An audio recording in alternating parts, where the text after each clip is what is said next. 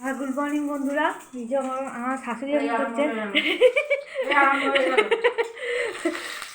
এই যে করছে কি এটা কি করছে অমনি? হ্যাঁ, তারা বকফুলের বড়া খেতে ভালোবাসো, আমাকে কমেন্ট করে জানিও। বকফুলের বড়া দিয়ে মুড়ি, সকালে ভাত, তারপরে ডাল দিয়ে, নাকি বলো? সকালে এরকম, শীতের সকালে এরকম ভালোই লাগে,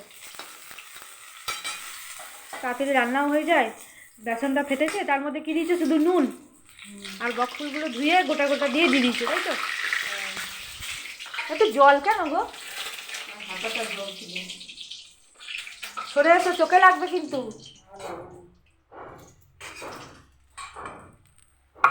এই সবারই কটা করে গো? তিনটে তিনটে করে? কটা আমি জানি না, গোনা হয়নি। যাই হোক, সবাই দুটো দুটো করেই ধরছি। তো এটা হচ্ছে, আর আজকে রান্না হয়েছে ডিমের ঝোল, আমার ডিম সিদ্ধ, কুমড়ো আলুর তরকারি, ডাল, আর কি যেন হলো, বিন আলু ভাজা। বিন আলু ভাজাটা হচ্ছে রাতে রুটি দিয়ে, আর বিলটু টিফিন, আমার বর টিফিনে নিয়ে যাবে, শুধু অল্প করে হয়েছে। আর আমি খাবো বকফুল আর দিয়ে, আর দুপুরবেলা খাবো কুমড়ো আলুর তরকারি আর ডিমের ঝোল। আমি ডিম সিদ্ধ খাবো, আর ডিমের আলুর ঝোলটা এমনি খাবো। ব্যাস, ঠিক আছে। আমার বর গেছে এখন চান করতে। মামনি, আজকে খুব ঠান্ডা না ঠান্ডা কম? ঠান্ডা। ঠান্ডা আজকে। আমার শাশুড়ি ওঠে অনেক ভোরবেলা,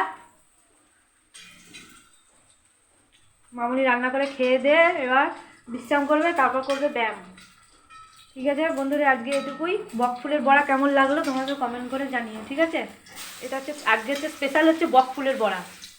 বাই, রাখলাম।